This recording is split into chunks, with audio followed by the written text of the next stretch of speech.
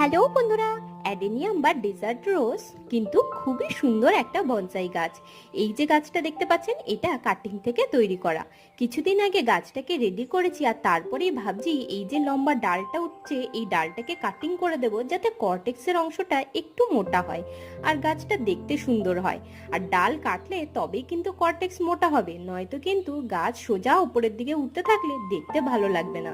কিন্তু আজকে এসে দেখি অবাক করা এক কাণ্ড। এই দেখুন, একদম নিচের দিক দিয়ে ছোট ছোট কুড়ি আসছে।